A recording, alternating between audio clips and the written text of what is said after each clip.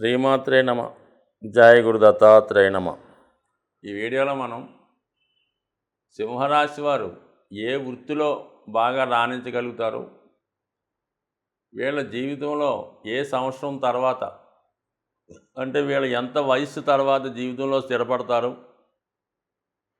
ఏ రత్నం ధరించడం వల్ల, ఏ రుద్రాక్ష ధరించడం వల్ల వీళ్ళకి అనుకూలంగా ఉంటుంది అన్న విషయాన్ని మనం ఈ వీడియోలో చర్చిద్దాం. సింహరాశి అంటేనే ఒక విధంగా మరి అడవికి రాజు సింహం. ఈ రాశి వారు కూడా మరి సింహంలాగే రాజ్యాధికారాన్ని కోరుకుంటూ ఉంటారు. అంటే వాళ్ళు మన కాలమాన పరిస్థితులను బట్టి ఈ జాతకాలు అంటే ఈ జ్యోతిష్యం సంబంధించిన శాస్త్రం కూడా దేశ కాలమాన పరిస్థితులను బట్టి ఆధారపడి ఉంటుంది తప్ప ఇది అన్ని వేళలా అన్ని దిక్కుల ఒకటే శాస్త్రంగా ఉండదు. ప్రాంతాన్ని బట్టి ఇది మారడం జరుగుతూ ఉంటుంది. మరి ఈ రాశిలో ఉన్నటువంటి నక్షత్రాలు పరిశీలిస్తే మఖా నక్షత్రం, పుబ్బ, ఉత్తర. ముఖ్యంగా మఖా నక్షత్రం అన్నది పితృదేవతలకు సంబంధించింది. అంటే మీ యొక్క పూర్వీకులు అంటే పితృదేవతలు అంటారు, వాళ్ళకు సంబంధించినటువంటి నక్షత్రం మరి ఇది ఈ మఖా నక్షత్రం. ఈ నక్షత్రానికి సింబలం ప్రతి నక్షత్రానికి సింబల్లాగా రాజదర్బారు అంటే ఒక సింహాసనం, అటు 10 మంది ఇటువంటి ఉన్నటువంటిది. అంటే ఏదో సినిమాలో చూపించినప్పుడు రాజదర్బార్ అన్నది ఈ గుర్తు. అంటే ఒక రాచరికానికి, రాజ అధికారానికి, వారసత్వంగా వస్తున్నటువంటి పదవులకి ఈ నక్షత్రం కారణం అవుతూ ఉంటుంది. సో ఏదైనా ఇది ఒక అడ్మినిస్ట్రేటివ్ క్వాలిటీస్ కలిగి ఉండి రాజ్యాధికారం పొందేటువంటి అధికారాన్ని ఈ రాశులు కలిగి ఉంటారు. దాని తర్వాత వచ్చినటువంటి పుబ్బా నక్షత్రం. ఈ పుబ్బా నక్షత్రం వారికి ఎలా ఉంటుందంటే మనం సంపాదించింది అంటే పెద్దలు ఇచ్చింది కానీ, ఒక యుద్ధం ద్వారా నెగ్గిన రాజ్యాన్ని కానీ జాగ్రత్తగా ఏ విధంగా సంపాదించుకోవాలి, దాన్ని ఏ విధంగా జాగ్రత్త పరుచుకోవాలి, అలాగే మన యొక్క సంపదను ఏ విధంగా పొందాలి. అంటే ఒక అధికారం వచ్చిన తర్వాత అంటే ఒక ఉద్యోగం, ప్రస్తుతం ఉద్యోగం వచ్చిన తర్వాత వివాహం, సంతానం, దానికి సంబంధించిన ఎంటర్టైన్మెంట్ ఇవన్నీ కూడా శుక్ర నక్షత్రం అంటే పుబ్బా నక్షత్రంలో ఉంటాయి. ఆ తర్వాత ఉత్తర మఖ, పుబ్బ, ఉత్తర నక్షత్రం కూడా అంటే పుబ్బ, ఉత్తర ఒకే నక్షత్రం 2 భాగాలుగా రావడం కనబడుతుంటుంది. ఈ ఇద్దరికి కామన్గా ఒక సింబల్ ఉంటుంది. బట్ నక్షత్రాల కోసం తెలుసుకున్నప్పుడు దాని గురించి క్లియర్గా తెలుసుకుందాం. సింహరాశికి మెయిన్గా ఏంటంటే వాళ్ళకి అధికార కాంక్ష ఎక్కువగా ఉంటుంది. అధికారాన్ని నిలబెట్టుకోవడం కోసం ఎంత దానికైనా తెగిస్తూ ఉంటారు. అధికారం సంపాదించడానికి ఎంత ప్రయత్నం చేస్తారో దాన్ని నిలబెట్టుకోవడానికి, జాగ్రత్త పెట్టుకోవడానికి కూడా అంతే తాపత్రయపడవలసి ఉంటుంది, అంతే కష్టపడవలసి ఉంటుంది. ఏమాత్రం అప్రమత్తంగా ఉన్నా వీళ్ళు సాధించిన సామ్రాజ్యం అవ్వచ్చు, ఒక పదవి అవ్వచ్చు, ఒక ఎస్టేట్ అనొచ్చు, దాన్ని ఇతరులు కొట్టేయడానికి రెడీగా ఉంటారన్నమాట.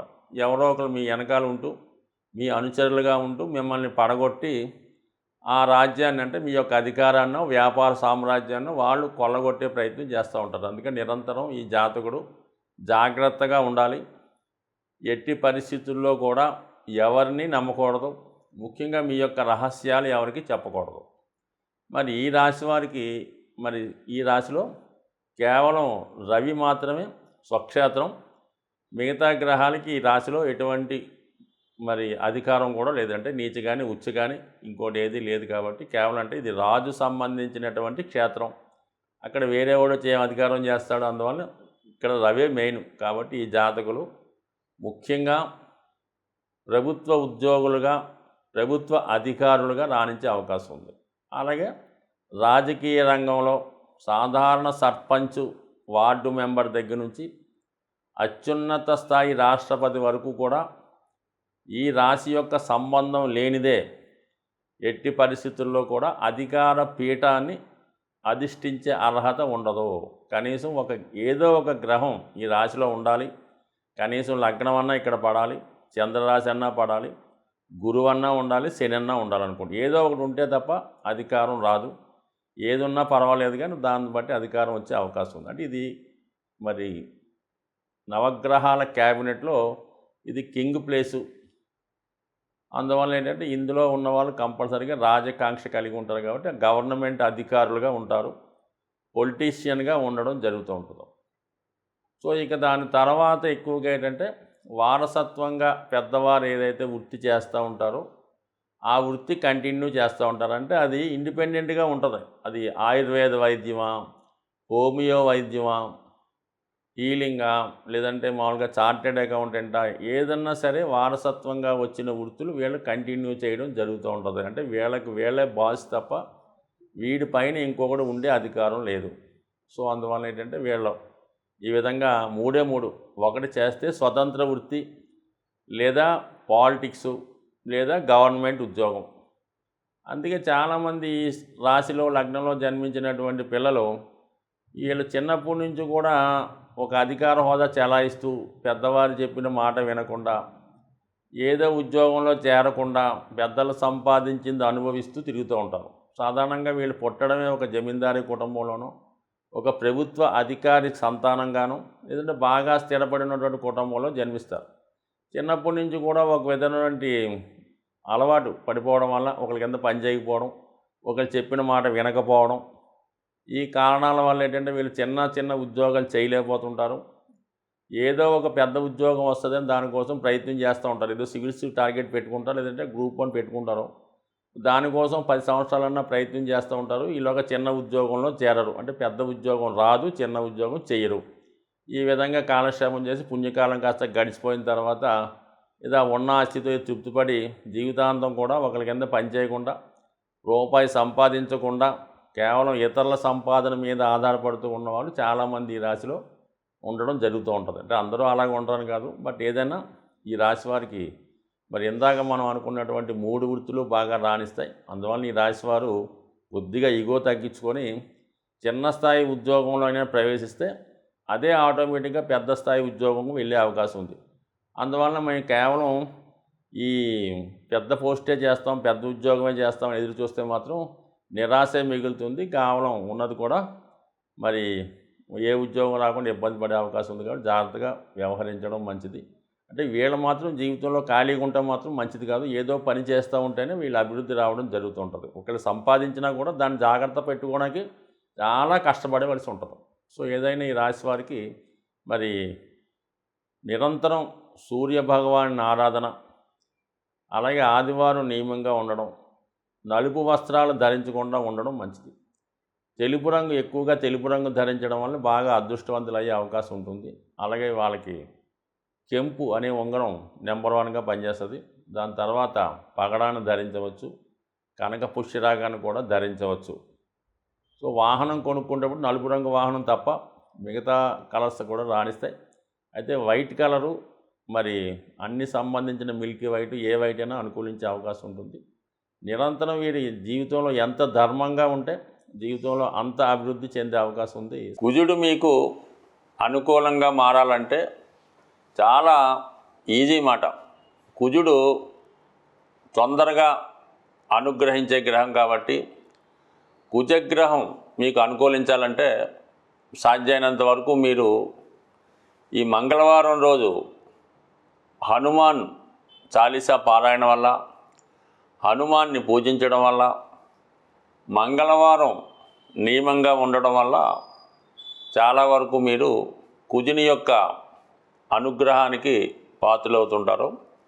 ఇంకో రకంగా కుజుని యొక్క బలం కావాలంటే, ఎనర్జీ కావాలంటే ప్రతిరోజు వ్యాయామం చేయడం వల్ల, నడక రన్నింగు చేయడం వల్ల కుజుడు మీకు ఒక విధమైన శక్తిని, కాన్ఫిడెన్స్ని ఇవ్వడం జరుగుతూ ఉంటుంది.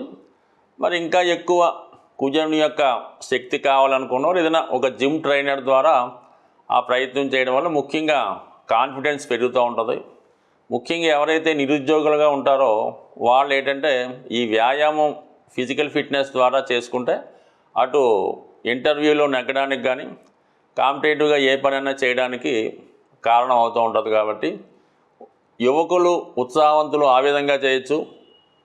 ఎక్కువగా స్త్రీలు హనుమంతుణ్ణి, సుబ్రహ్మణ్య స్వామిని పూజించుకోవడం, మంగళవారం నియమంగా ఉండడం వల్ల చాలా వరకు మీకు ఈ కుజగ్రహ అనుగ్రహం లభిస్తూ ఉంటుంది. దాని తర్వాత మనం చాలా విషయాల్లో ఓడిపోతున్నాం, ఏదన్నా ఒక భూమి కొనాలంటే అవ్వడం లేదు, అప్పులు తీరడం లేదు అనుకున్న వాళ్ళు కుజుని యొక్క అనుగ్రహం బలంగా ఉన్నవారితో మీరు స్నేహం చేయవలసి ఉంటుంది. అంటే ఆ కుజగ్రహం అనుగ్రహం ఎవరి మీద ఉంటుందంటే కేవలం ఈ యూనిఫారం వేసుకొని విధి నిర్వహణ చేస్తూ ఉంటారు కదా, ఎక్కువగా ఈ ఫారెస్ట్ డిపార్ట్మెంటు, ఈ పోలీస్ డిపార్ట్మెంటు, ఎక్సైజ్ డిపార్ట్మెంట్ వారితో, అందులో మీకు ఏదైనా దగ్గర బంధుత్వం స్నేహం మీతో చదువుకున్న వాళ్ళు ఉంటే వాళ్ళతో ఎక్కువ ఫ్రెండ్షిప్ చేయడం వల్ల, వాళ్ళతో రెగ్యులర్గా మీకు టచ్లో ఉండడం వల్ల ఏమవుతుందంటే ఆటోమేటిక్గా మీలో ఉన్నటువంటి కుజుడు యాక్టివేట్ అవ్వడం ద్వారా కుజుని యొక్క బలం పెరగడం జరుగుతూ ఉంటుంది. ఇక అన్ని రకాలుగా సమస్యలు అంటే వివాహ సమస్యతో ఉన్నవారు ఆంజనేయ స్వామిని తమలపాకులతో పూజ చేయవలసి ఉంటుంది. రుణ బాధలు ఉన్నవాళ్ళు ఆంజనేయ స్వామిని సింధూరంతో పూజ చేయవలసి ఉంటుంది.